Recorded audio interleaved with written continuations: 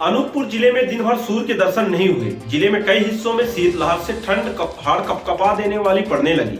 बुधवार को 1 degree Celsius की बढ़त हुई और न्यूनतम तापमान 7 से बढ़कर 8 डिग्री सेल्सियस तक रहा। वहीं अधिकतम तापमान 21 डिग्री सेल्सियस रिकॉर्ड किया गया। अनूपपुर जिले में दिन भर सूर्य के दर्शन नहीं हुए।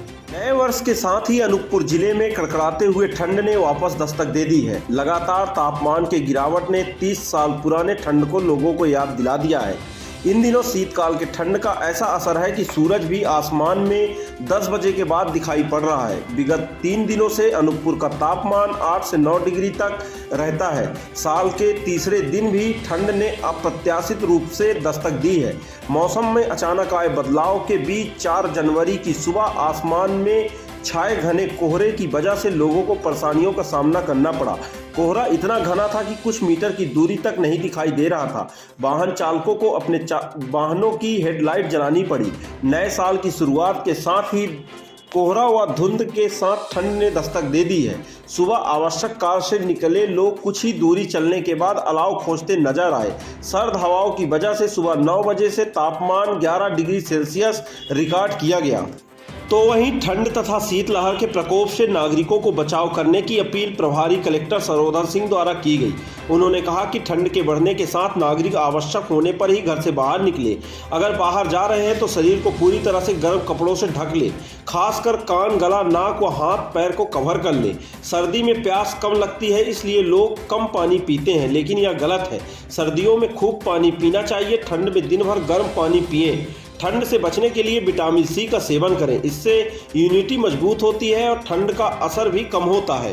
गौरतलब है कि जिले में विगत 2 दिनों से शीतलहर के प्रभाव के कारण सुबह का तापमान 7 डिग्री से कम होने तथा कोहरे के कारण विजिबिलिटी अत्यंत न्यून है, जिससे छात्र छात्राओं को आवागमन में भी बाधा उत्पन्न हो रही है।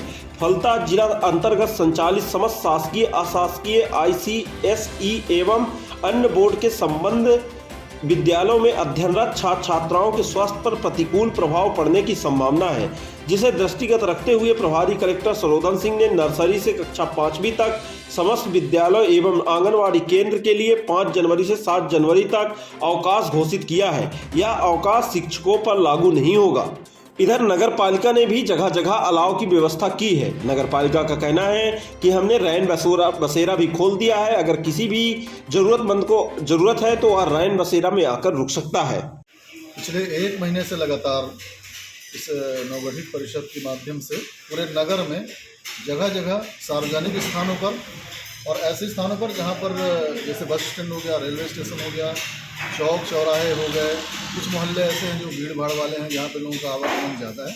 पिछले 1 महीने से लगातार इस परिषद के द्वारा वहाँ पर अलाव की व्यवस्था की जा रही है, जब से ठंड का प्रकोप बढ़ा है। और अभी ये पिछले 3 से 4 दिनों में जो ये कोहरे का पूरा माहौल है और तापमान 6 डिग्री और 8 डिग्री यहाँ का पहुँच रहा है, शिमला बना हुआ है हमारा क्षेत्र, तो यहाँ पे हमने इस अलाव की संख्या और बढ़ा दी है। जहाँ से हमें फ़ोन आता है, यहाँ से नगर पालिका के लोगों को फ़ोन आता है, वहाँ पे हम अलाव की और व्यवस्था कर रहे हैं। किसी को किसी तरीके की कोई तकलीफ नहीं होगी। रैन बसेरा के माध्यम से भी रैन बसेरा भी प्रारंभ है। रैन बसेरा में भी जो रात में यात्री आते हैं जिन्हें रुकना है, उनके लिए पूरी व्यवस्था है। ठंड की अलाव की व्यवस्था, उनके लिए साफ़ सुथरे बिस्तर, कंबल और सभी चीज़ों की व्यवस्था है। बढ़िया व्यवस्था की गई है अलाव की।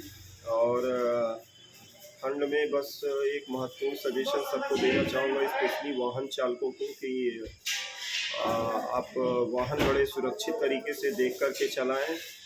हेडलाइट हमेशा ऑन रखें। और रही बात घना कोहरा, ये प्रकृति का सुंदर रूप है, ये लुत्फ़ उठाइए। ये अक्सर आपको ऐसे मौसम पहाड़ी एरिया में या हिल स्टेशन में देखने के लिए मिलेंगे, पर आज प्रकृति का ये सुंदर रूप हमारे कोतमा में बना हुआ 3 से 4 दिनों से। तो इसका लुत्फ़ उठाइए, सुरक्षित रहिए, खुद भी सुरक्षित रहिए। और ठंड तो पड़ ही रही है, ठंड से भी बचाव के लिए जो पर्याप्त जो भी यथाशक्ति हो सकता है उसमें नगर पालिका व्यवस्था करा रही, जगह जगह अलाव की व्यवस्था की गई।